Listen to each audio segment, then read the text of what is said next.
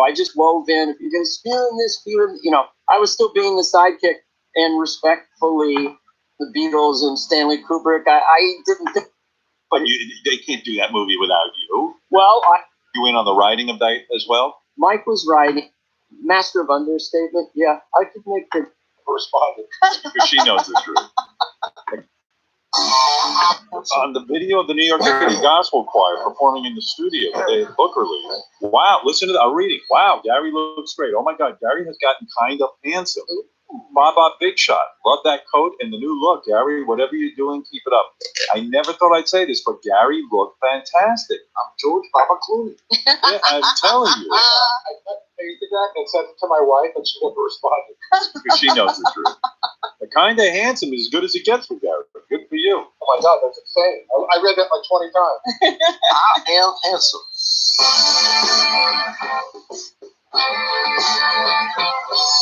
When you did Garth in Wayne's World, that too, in a sense, was an impression, right? That was a friend of yours. My brother. That was your brother. Brother Brad. That's why Garth had the stun gun. Because Brad's he invented the video toaster, and he's an engineer at Sandia Labs. Yeah, your brother's a genius. He's very, very talented. Yeah. I call him genius. Yes. But Brad, if we call him right now, yeah, master of understatement. Yeah, I could make the nuclear device out of a paper clip. And that was kind of the core voice for Garth. Hi, I could do better. Or when in the movie he goes, excuse me, I'd like to get by now. And there's something very intoxicating about that rhythm, that understated lilt. Were you in on the writing of that as well? Mike was writing it, and I was putting stuff in, right. But then I would see that the stuff wasn't in anymore. And so I actually, 3 weeks before we started shooting, I said, no thanks, but no thanks. I actually quit the movie. Wow. Oh, no kidding. Yeah. It wasn't. Yeah, you guys go ahead. I don't want to. I'd have nothing to do in the movie, really. But they can't do that movie without you. Well, they finally didn't believe me at first, but I'm kind of crazy. I don't know.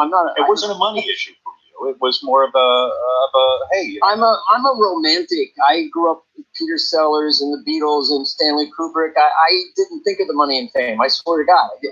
I just thought, well, I have nothing to do in the movie, so that's cool. Is that part of the rift, too, between you and Mike Myers? If no. You were sort of one, but like that you were difficult to get to the... No, they basically gave me the script, and I respectfully, I was respectful. I just wove in. If you're going to spew in this, I was still being the sidekick and respectfully just wove a part for me in the movie. Right. Sort of an arc or whatever, and then we got along great making the movie. And the first movie has a lot of, it was made quick and easy and just turned out great.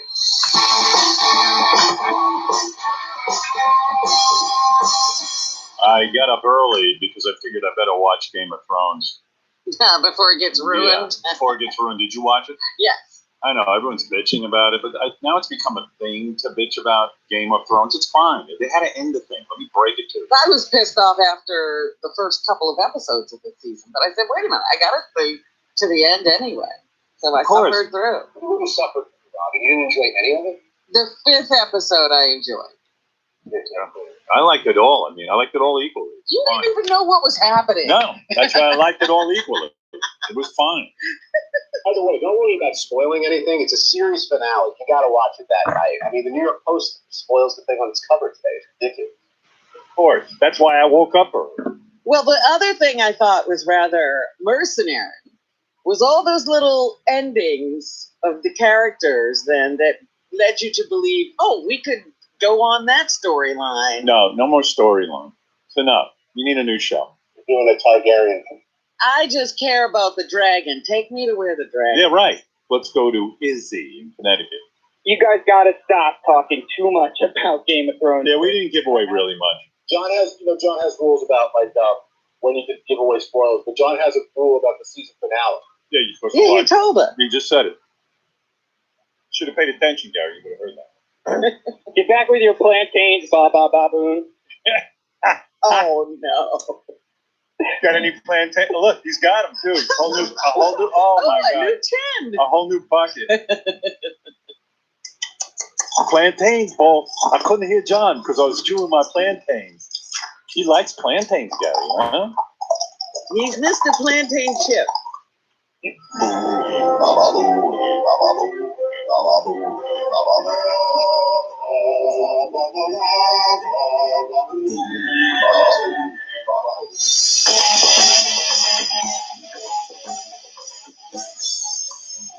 Adam Carolla's first ever stand-up special, not Taco Bell material, which is a great story in itself because I do know that you were not hired by Taco Bell. That is pretty fucking amazing. You did get hired by McDonald's, but Taco Bell said you are not Taco Bell material. Is that the quote? That is the quote. What the fuck was the problem? I mean, you're a very smart guy. You were reasonable. I'm sure you're a hard worker. Why would they evaluate it? Is there something about you we don't know? There was a Taco Bell walking distance to my dad's house in North Hollywood. I lived in 1979, and I walked over there and I filled out an application, and they said they were hiring, and they just rejected it. Doesn't that crush you as a human? Like, there's something about you that Taco Bell felt was disturbing. It sort of emotionally, when I was 15 and a half, in terms of Taco Bell rejecting my application, in terms of soul crushing and how that felt to my psyche, it was debilitating, but it needed to get in line. There were 1,000 other things. Women didn't like me. My parents didn't like me. But wouldn't you love to see the sheet of paper where the guy wrote, "Listen, this guy's fucking disturbed," or "This guy looks odd," or you know what I mean? I would just love to read. It wasn't like I failed something. It wasn't like there was a Bell beef or assembly test that you had to do in under 30 seconds. It was merely based on your whatever you said and what you looked like. No, as I think back on it, I realize what happened. This is plagued you. I was functionally illiterate. Like, that application looked like a note from the fucking Unabomber, I'm sure. Like, I was pasting letters from newspapers and sticking them. I mean, if you would look at my printing when I was 15, you know. You had a problem, right? It's like I'm left-handed. My penmanship was horrible. I'm functionally illiterate. I couldn't spell. I think you the must person go looked crazy at with the computer because everybody writes to one another. I mean, you do have spell check, but I mean, things get. I'm bad. Yeah, I'm bad. So I think it was based on that. Later on, I got a job at McDonald's. Good for you. Yeah, so it all worked out.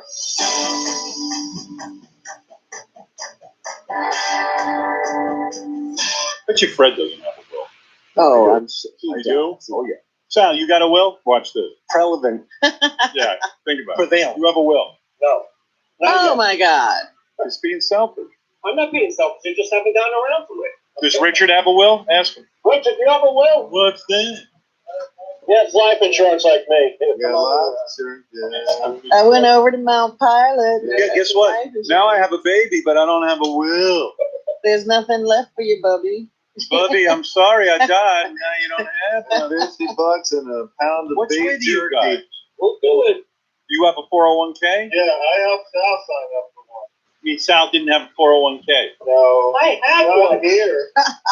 Bet you Ronnie doesn't have a will. No, get out of here. He's like fucking 70 years old. I bet you doesn't have a will. Ronnie! Where's Ron? Coming in. That's crazy. Ronnie, answer the question, yes or no. I said no. No, You what? don't? You don't have a will? No. Are you out of your fucking mind? What are you doing? You really will leave a mess behind. Why, am I dying? Nobody said you were done, but you can get hit by a car. You're gonna die. Yeah, I know. You're 70 years I'll old. take care of it. Don't worry. One of these days. Oh my Does God. Gary have a will? Of course he does. Can I ask Ronnie a question? Good. I know that you've got everything worked out, but Stephanie and you are not married, right? Right. So if something happened to you today. She's entitled to zero. Yeah, that's That's what I right. think. I have it worked out. No, you don't. Yeah, I do.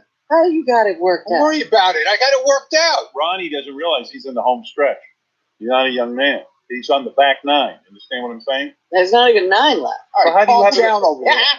This is the 8th inning. I'm on the back tree. Yeah. Fuck away. How could you not have? I can't Stephanie gets the dildo, by the way. She gets the dildo and Yeah. conjuring to The like dildo in the lube. Yes, you got to get on that today. Right. You really. he's got it all worked out. How you got it all worked out? He It's does. not written down.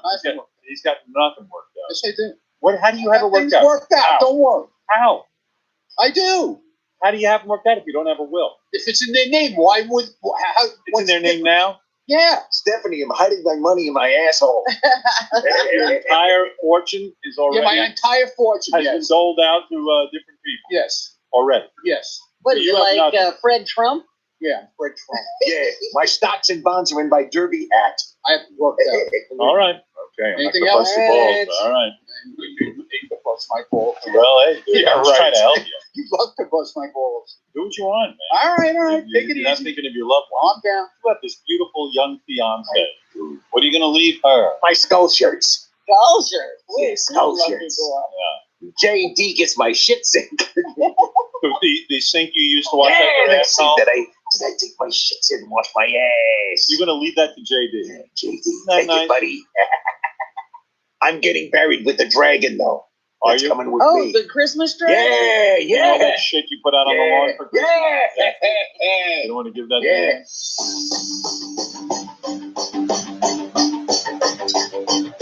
Is Mike Myers a friend in terms of like, I feel like Mike Myers is off doing his own thing, that you guys don't really have a close relationship, which is weird to me. It's funny when we see each other, we just talk all over each other. He had two older brothers. Right. He's kind of small like I was. He was bullied a little bit. And then we also have, the connection to loving things British. Right. But Were you upset with him, speaking of loving things British, when he was doing the whole movie, Austin Powers? Austin Powers, yes. The Dr. Evil. Dr. Evil. Is yes. an impression of Lorne Michaels. Right. And I had heard, maybe you don't want to get into this, but that Mike's impression of Lorne was based on your impression of Lorne, and he took it and used it as Dr. Evil. And it bugged you a little bit, right? Because you were the one who figured out how to do Lorne. When I started there, no one did Lorne. The first thing I broke was him in the meeting in the room. This is on a Wednesday night. You read all the sketches. And he's trying to move these cards around to figure out what the show's going to be. And he has it in acts, like a Broadway show. That's Lorne's big thing. Yeah, first act. And he doesn't have any cards there. And he would say before he used the bathroom behind him, he'd go, I still have no fucking first act. And that was what broke it for me. I still have no fucking first act. Then it wasn't my in other words, when you say broke it for you heard him say that and you heard the music of his voice. Yeah. And then after that, it was just going this thing of like, never underestimate the value of water. And he's a fascinating guy. I mean, Brilliant. The thing that's happened to me, the last time I did a guest spot on SNL, maybe a year ago or something, I just decided I'm going to stay all night with Lorne because I'd always baby out at like 3:30 or 4, and Lorne doesn't get tired. So how does he do that? I don't understand. He just talk nonstop, and he comes up with stuff, and you go, where does he come up with this stuff? But for me, it's like with Mike too. It's getting late. I have a lot of affection for him. I mean, was there a rift over the Dr. Evil character? We never really talked about it. I talked about it to the therapist, and I basically let it go. You did. But you felt that for a while. You felt like, the Dr. Evil character is Lorne, obviously. And it's a funny thing with impressions. Once somebody figures it out, yes, the whole world can do it. The best way to learn. And part of, Mike's talent is his ability to see things like, so for him to pick out Bohemian Rhapsody for Wayne's World was a brilliant thing. And when I finally did the impression for Lorne, it's a thing, and the pinky thing was a made-up thing. Lorne doesn't do that, but somehow it fit, You came up with the pinky thing. Well, the pinky thing I did do, yeah. So I understand this from a musician standpoint, and since you see things musically, if a guy writes a song, that's his baby. Yeah. When you come up with an impression, it's kind of your baby. Right. And so when you go to the premiere of a movie and you're rooting for Mike because he's your buddy and you've known him all these years, and then you see Dr. Evil, it's like, well, wait a second, that's the song I wrote. That's the music I heard in my head. And the pinky thing is that thing that I uniquely do. But you know what? I did it backstage. I just thought, well, I can't do this publicly because, I'm going to be biting Lorne Michaels, the hand that fed me. Right. But in the end of the day, I have to say that the construct of Austin Powers was brilliant. And it's a great character.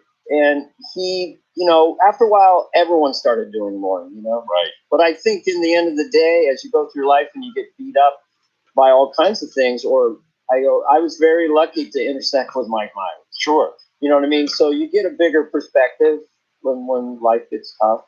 Right. So did you pick up the phone and call him and say, hey, I know I've been harboring resentment and I am now kind of over it. And I just want you to know that. I haven't done that. No. I haven't done that. I'd like to do it on, national radio. Would you do that now? Would you try to address Mike Myers?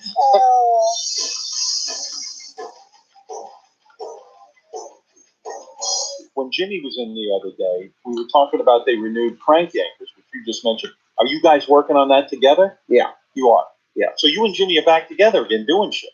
Yeah. He doesn't, he likes to do it over the phone.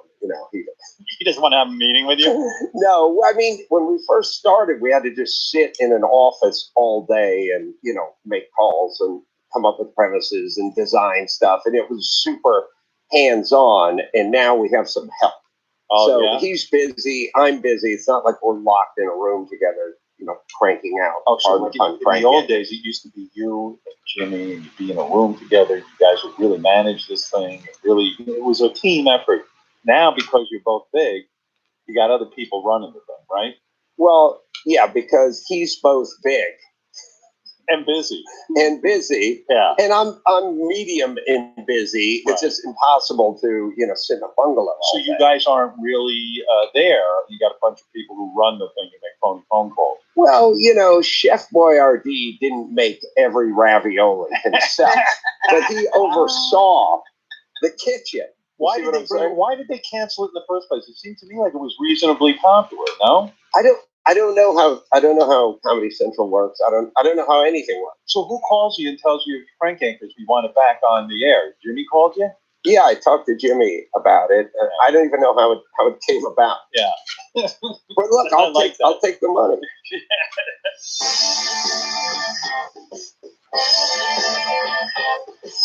Gary was at Fallon. They got a pretty nice spread in the dressing room at Fallon show. They got a pretty big budget. And I see this big thing of chocolate they gave me. Uh-huh. I took it.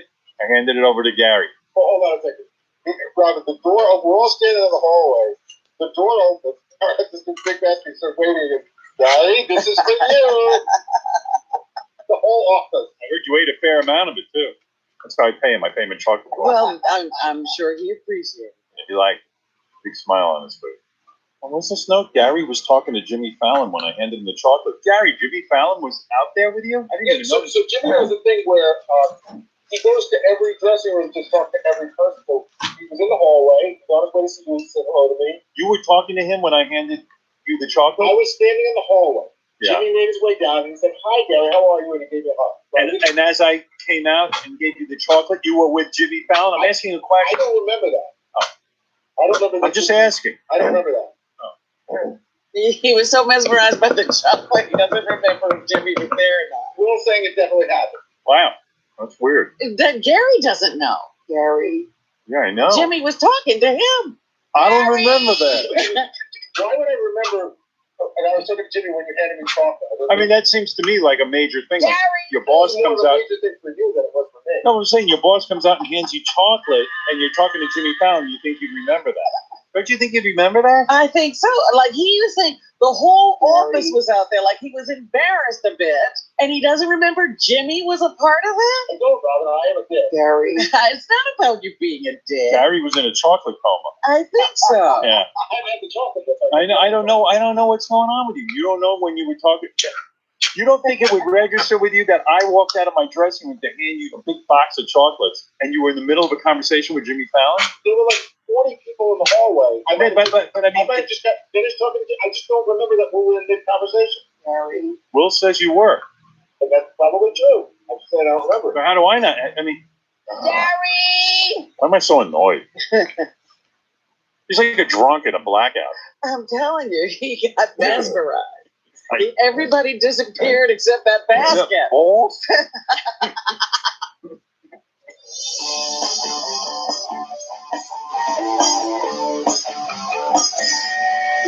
Yes, you're on the air. Yes, Howard, I've been wondering about something for a long time that I don't think you've ever addressed on the radio. Yes. And that is, what is your middle name? Ophelia. Oh, stop it. That's my middle name. You're kidding. Middle name. Mine is the same as yours. Ophelia. Alan. What is it? Alan. What about Fred and Jackie and Robin? Well, Robin is Ophelia.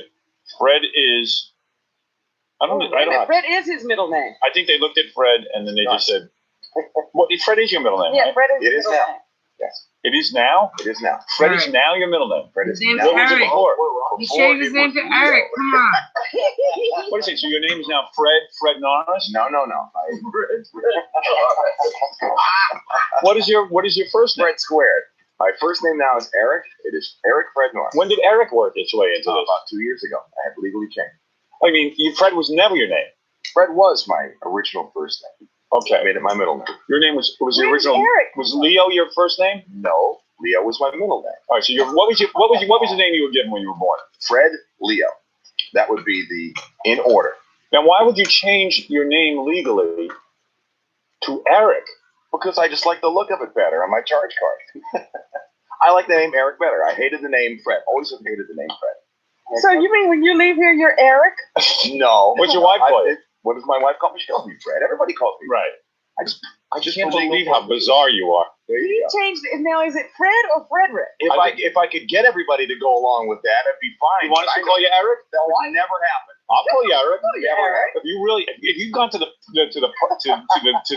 extent that you, Yeah, why have a name that's just written nobody uses? I mean, you legally, I legally Fred changed. to actually go down and find out how to legally change your name is a big undertaking. That's a big deal. Because Fred's intimidated by stuff like that. And Fred never undertakes to do anything. Did you know any of this? No, I'm shocked. So Fred's name is Eric Fred Norris. I got to tell you, for as long as I've known Fred, I was never sure what his last name was because he had one last name and then he said, He had well, a different last I name. thought it was a stage name. And then Well, no. When I first met Fred, I won't say what it is because I'm too embarrassed to bring it up, but he had a different last There's name. still some people with that stupid name. Right.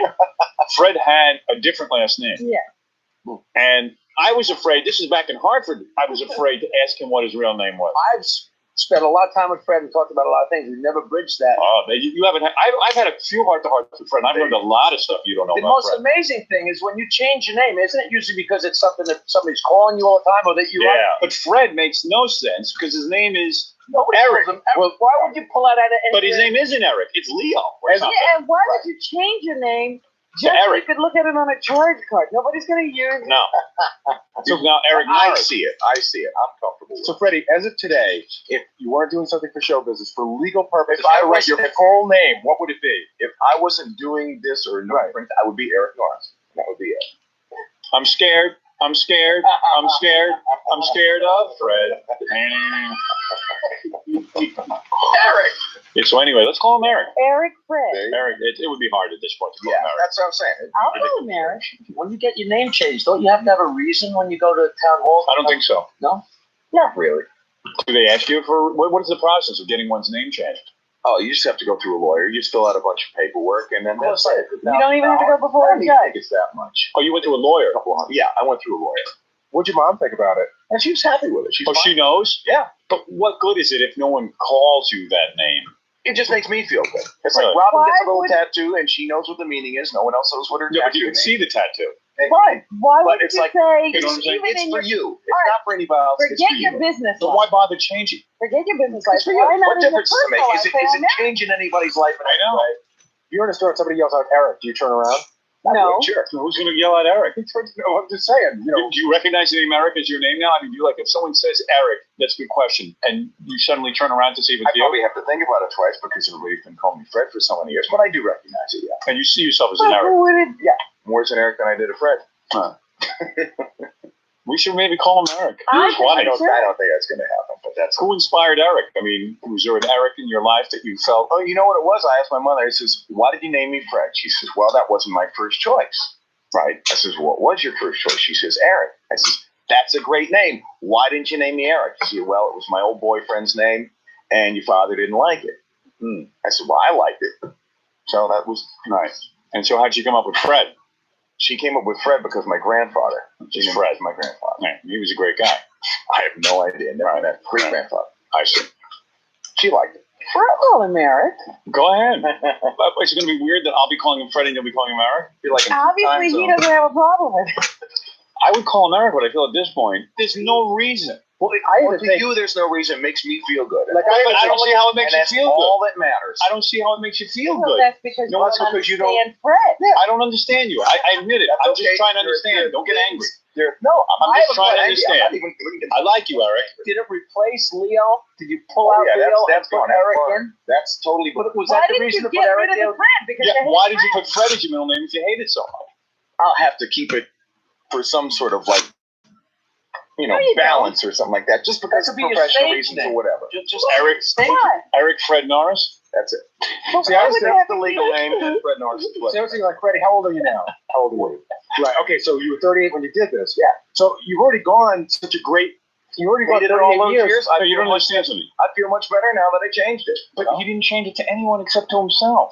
I don't see how your That's name okay. is changed when everybody's calling you Fred. I know. I guess maybe he's just the first step. Fred divorced his name and didn't tell anyone. There you go.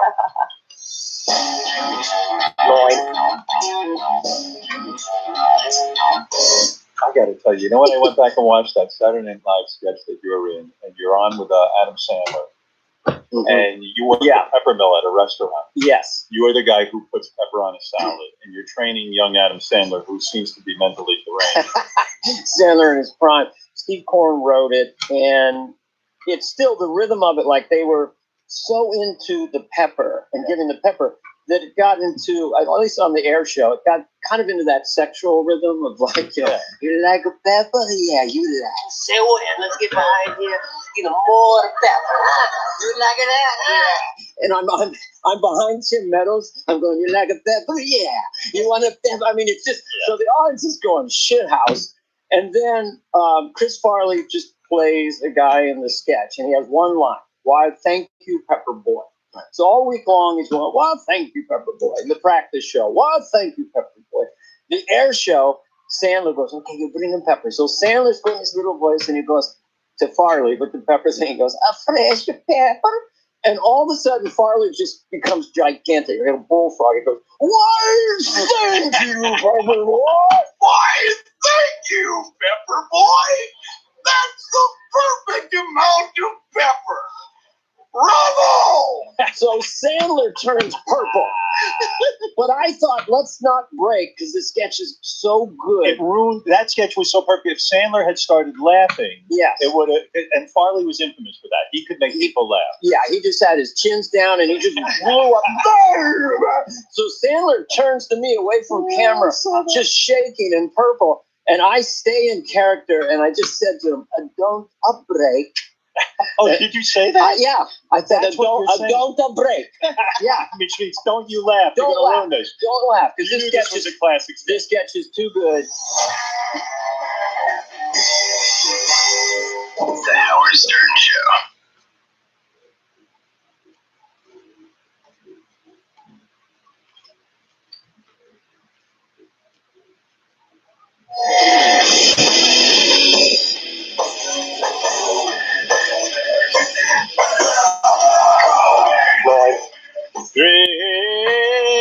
Yes, good morning, everyone.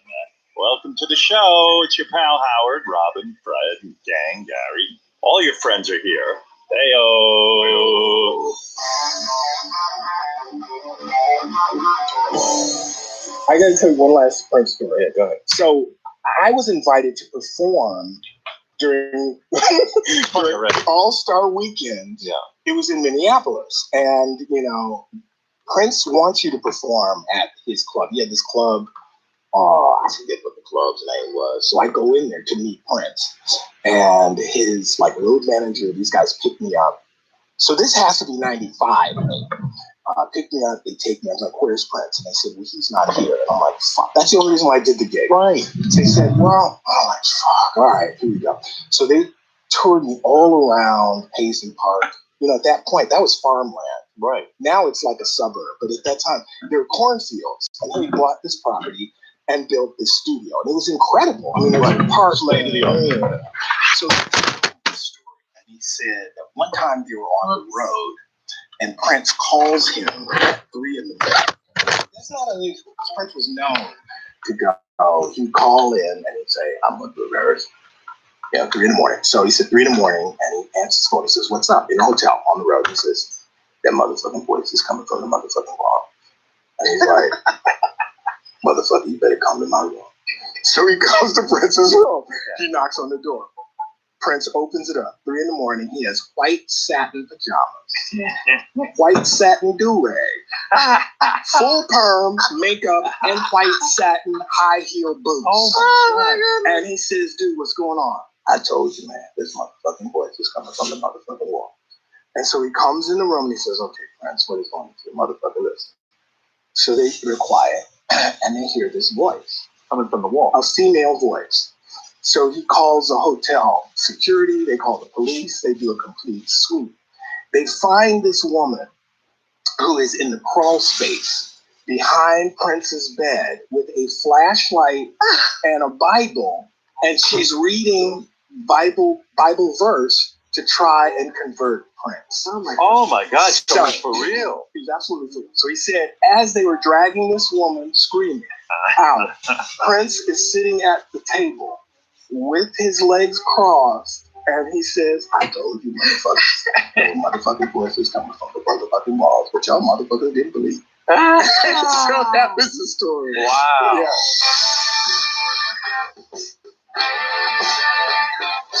Ladies, what would your man say is your biggest turn on? Your biggest turn on. What turns you on most, Stephanie and Caitlin? I got this one. Go ahead. When he rubs my butt. When he rubs your butt. That is Your biggest turn on. Go ahead, Ronnie. Me. He said me. He says when you look at him, That's your biggest turn on. holy fucking deal. What the fuck? I mean, Ronnie, what's going on here? What do you mean? I answered the way I felt like answering. I mean, you think you're so hot that when she looks at you, that she's going to get turned on? Well, if she doesn't, then there's a fucking problem. Well, come on. All right. He doesn't even understand the question. No, I understand the question. No, you don't. Say that. All right, Caitlin, see if you can get 1 point on the board. What would your man say is your biggest turn on? Your biggest turn on? I like when he just starts giving me head. He's just like a Saturday morning, and he kind of starts to wake me up a little bit with head. When he goes down on you and he just wakes you up with going down. Yes. All right, Brent, come on, pal. What do you What's got on your here? card, Brendan? What Is does it that say? it? Me in any sexual situation. Do you believe the fucking egos on these two guys? Caitlin, you're laughing. Why? Because it's absurd. And it's so general. Like, Right. how many things could fall into that category? Ladies, you're doing a beautiful job of answering these questions. I do not fault you one bit. Both of these guys said basically they turn you on. I mean, it's crazy, Gary. There's a big fight in the office, of course, but that is leading the charge because he wants to win, but he thinks that answer was correct. No. She Tell him had that to a go home. specific act in mind that turns her on. She said when he goes down on her. That Brent in a sexual Yeah, but of course it is, but that's too No. fucking vague. He said any sexual Go back to bed, situation. you asshole. Too generous. All right, I'll go to the judge. John, is that a match? Howard, that is an incorrect answer. Thank you. There's the judge. All right. And he's the judge. Of course. Fucking a match. Who hired him? You did. Oh, I made a mistake.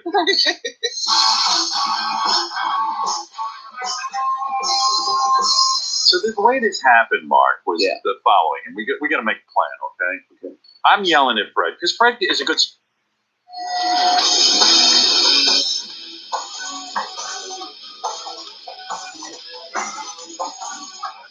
Oh yeah.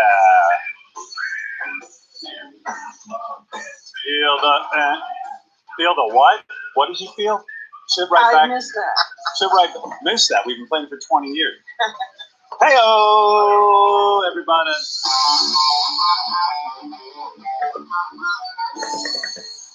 Now look at them. I fucking hate you for getting that shark song. That's my fucking.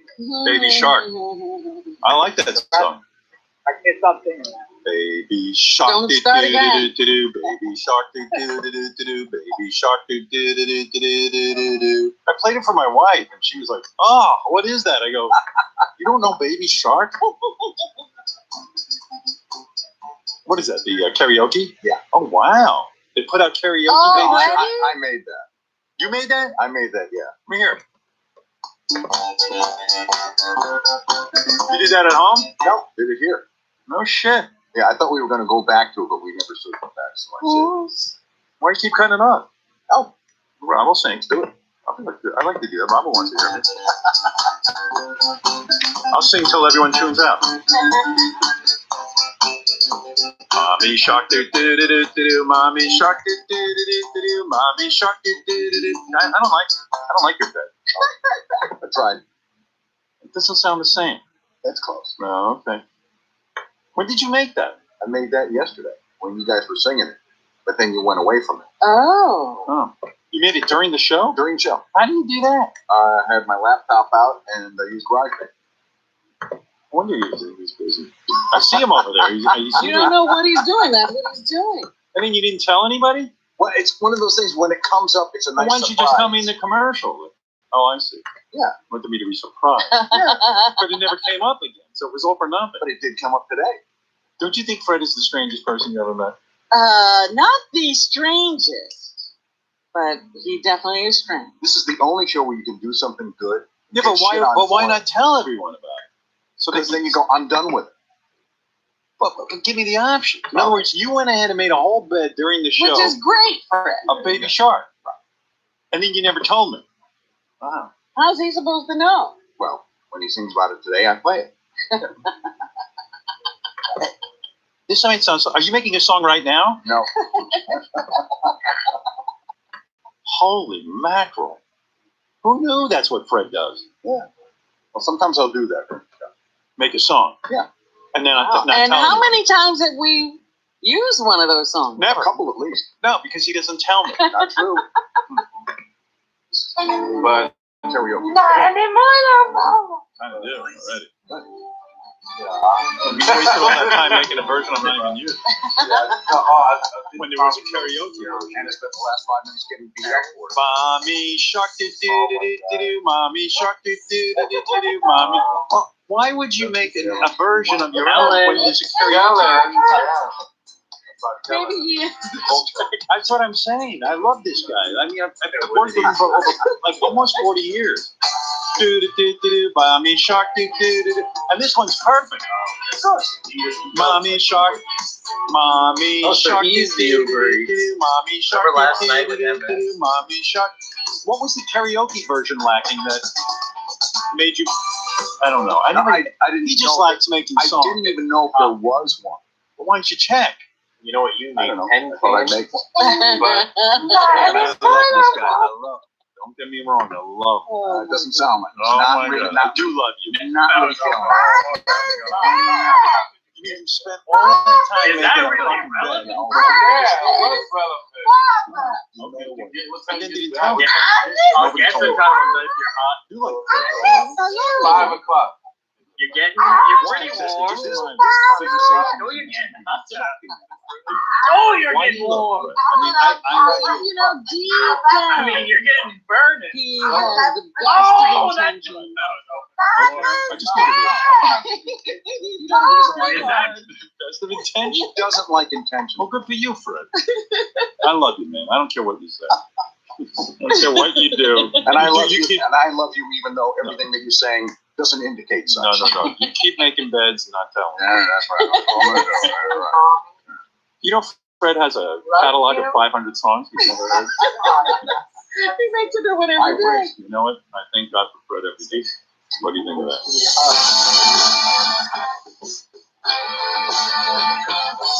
You grew up with Bowie. He's my buddy. He was my buddy. People don't know that either. That's another deck that had to really rock you. That had to rock you over like crazy.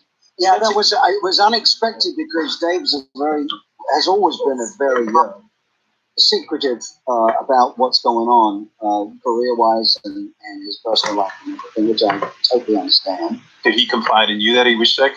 He didn't even confide in George Underwood, who it was me, George, and Dave that were at school together, and those two were in my dad's art class. How old were you when you met Bowie? 11 or 12. 11 or 12. Mm-hmm. These stories just drive me crazy that you guys all knew each other and you played on all these bands and you played with Bowie. It's an incredible story. It's an incredible life. David Bowie at 11 years old was one of your good friends because his dad was an art teacher and taught Bowie. How close were you guys? Like, would you hang and play guitars and stuff? At school, my dad would say,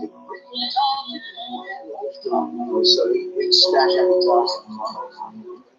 Sounds like your dad was a great guy in the sense that he was encouraging the art. How many dads have that understanding?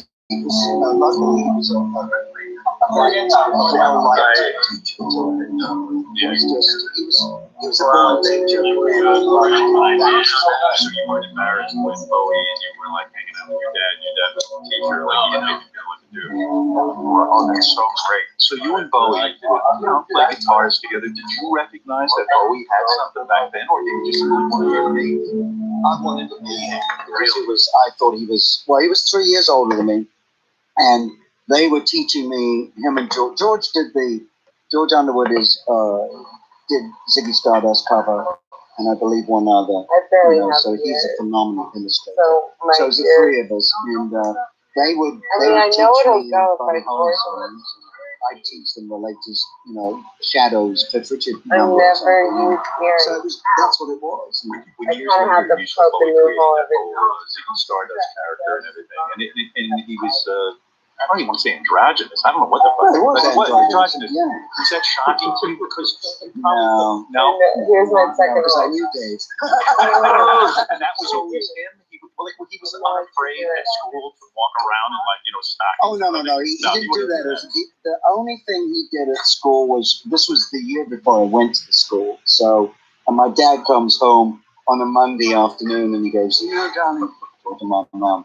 I tell you, there's a strangest thing with James. And he said, on Friday, I could have sworn he had eyebrows. He's like a nice guy. And he just over the weekend shaved them off. That was what was great about him. Yeah. He didn't give a shit. No. And he was always reinventing himself. I love that guy.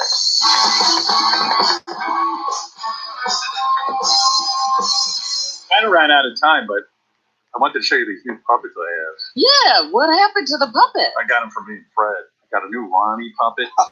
So he doesn't have to use the Ronnie on a stick? No, this one's really awesome. And I got a JD puppet too. Oh, JD puppet? Yeah, I'm testing out a new concept. Oh, the show is going all puppet. Yeah, we're going all puppet. We won't even have to show up at some point. It's gonna be like a Muppets kind of thing. Yeah. It's our rebirth. But I know if I show you this puppet now, Fred, you're gonna start working it, and I'm gonna start doing JD. And then, an hour later. It'll be an hour. So let's just wait for Monday. I'll bring those out. Okay. It's a Fred season. Let me see. I'll show you. Don't show Fred. Okay, I won't. Oh, that's hysterical. Fuck you! Fuck you, Robin! Fuck you! Look at the beard. It's all I gray. love it. His hair color's a different color. I love that the hair and the sideburns Yeah. are different. Yeah, you're damn right you love it. I think the puppet's taller. But this one's for you, Fred, because you do the Ronnie, and I'll do the JD puppet. I'll be like, Let me see.